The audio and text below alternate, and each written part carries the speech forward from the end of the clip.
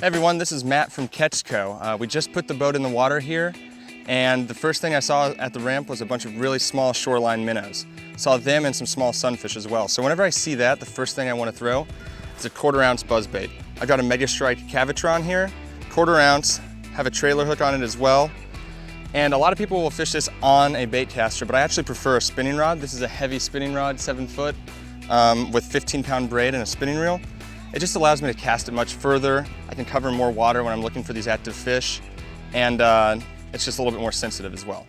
So we pulled up to the spot. It's right next to the ramp. There's some riprap behind us. There's a lot of submerged vegetation in this area.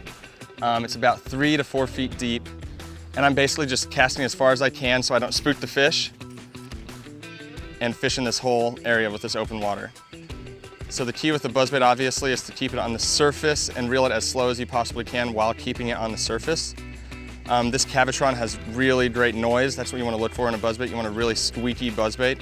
This doesn't have a clacker, but that's okay. This is pretty clear water, so I actually prefer a non-clacker just so that it doesn't spook the fish. So what I'm noticing here now, we've been fishing this buzzbait for a little bit. We've had some followers, but the issue is we're getting into a little bit heavier cover and there's a lot of floating vegetation. So it's starting to get caught up in the gears.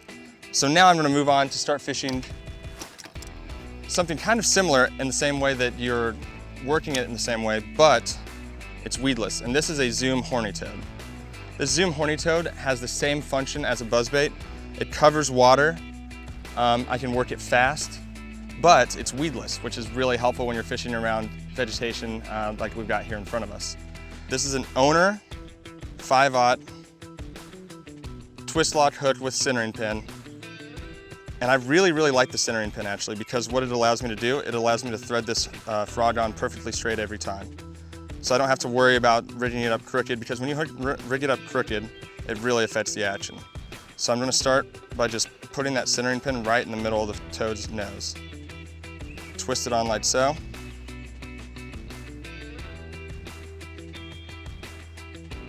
So it's flush against the line tie. Now just thread the hook through here. And since I'm not fishing super heavy cover yet, I'm just gonna leave that hook tip exposed. I'm not gonna hook it back into the plastic. Just leave it resting right there on top. And now we're just gonna cover some more water here and fish a little bit closer into the thick stuff that we couldn't do with a buzzbait.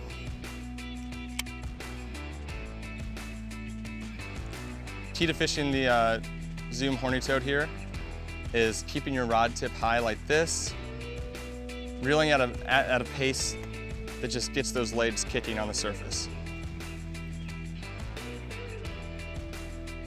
We can try fishing it fast, fishing it slow. You don't really want to pause this too often. The bait has much better action when it's moving.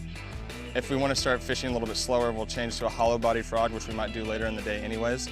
But with this bait in particular, it's nice to get it moving fast so the fish don't get a really good look at it. I'm fishing this on a 7'9" medium heavy action swim bait / topwater rod. Oh, there's one right there.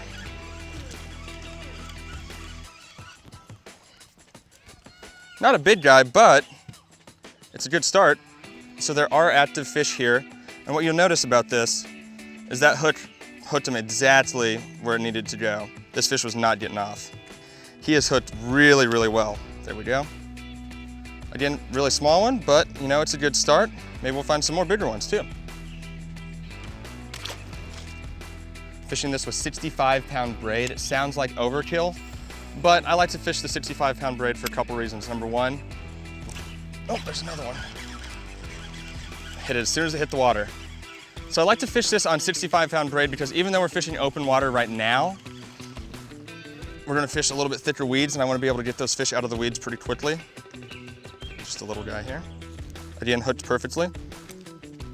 There we go. And you can actually pair up the Cavitron buzzbait with your Zoom Horny toad. This is a really popular way to fish these baits. It makes it really easy to skip this up underneath docks or under overhanging brush as well. So try this out. Just take the skirt right off your Cavitron buzzbait and thread the Zoom Horny toad on there like this.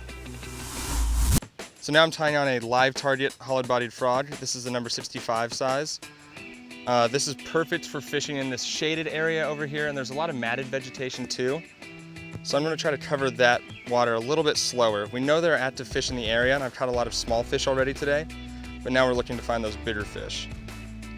I have a feeling, since the sun is higher now than it was when we first got here, that a lot of those fish are gonna be back underneath the matted vegetation and in the shade. I'm gonna snip this here. I'm fishing this on a 7'9" medium heavy topwater rod with a nice heavy duty reel, 65-pound braid. Just flipping it back into this area over here.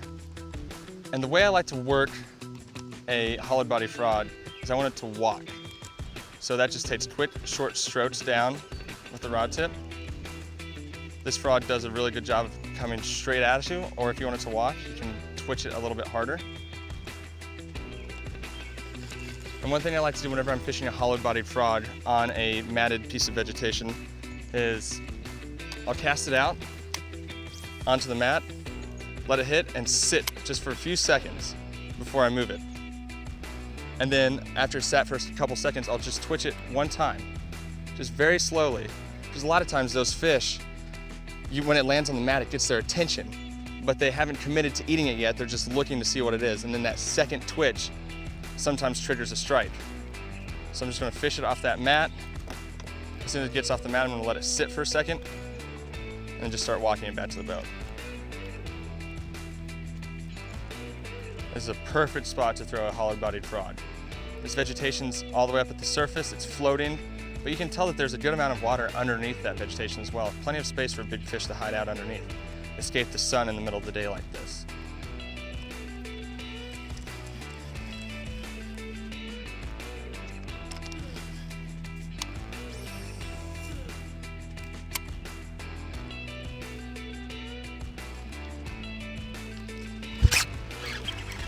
This is a decent one. So I tried to wait a few.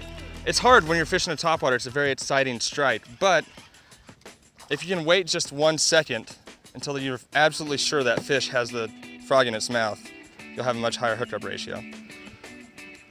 Where you'll see this is a perfect hook set here. Got both hooks actually in this fish. Again, not a huge fish, but it's a nice sign that there are active fish out here today. Go ahead and get this back in the water. Now the sun's a little bit higher. Some of the fish are deeper, and so what I like to throw now is a big walking bait. And I'll throw this over deeper water too, so that 8 to 10 feet with vegetation on the bottom, I'll throw this over the top of that. And the one I'm throwing today, I really, really like it. It's a RIver2Sea Rover. This is the larger size, comes with a feathered treble. And what's really nice about this, it walks really well, has a lot of action, and it's super, super loud, which I like to use because I'm fishing for fish that are coming up pretty far to come and attack it. So I've moved a little bit further offshore, and what we have here is a very slight point. I'm gonna start by just casting this really far off that point and trying to bring those fish up from the depths.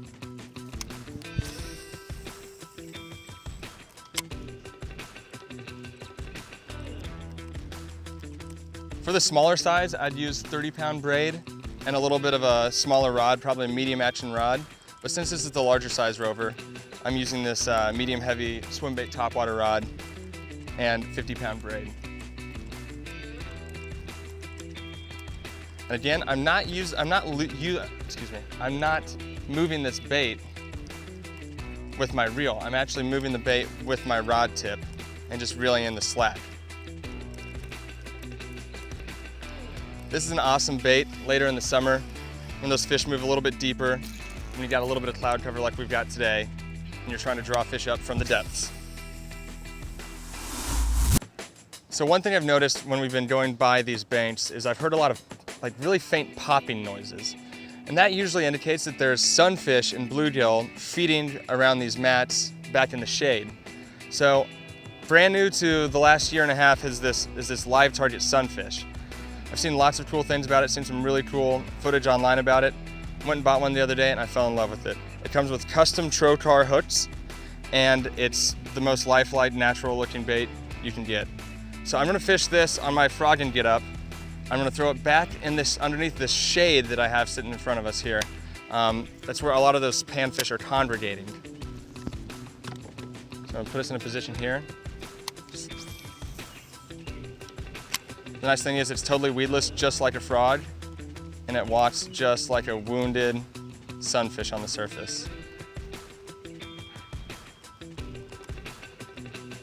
You want to work it the same way as a frog, a little bit slower than you would a hollow-bodied frog, but the nice thing is it works really well in open water, and it goes back and forth in a super erratic action.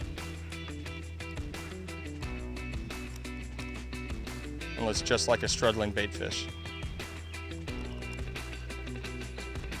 I really like fishing it around this shade, because that's naturally this time of year, mid to late summer, that's where those panfish are going to congregate, especially this time of day.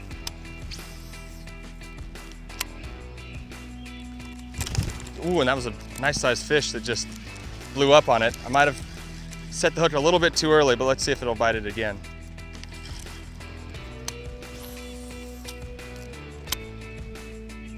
And that fish was exactly where we thought it would be, back in the shade. This was a great day for topwater. Sun's a little bit high now. We're gonna go ahead and try to fish something else, but it was a great morning fishing topwater. Hope you enjoyed it.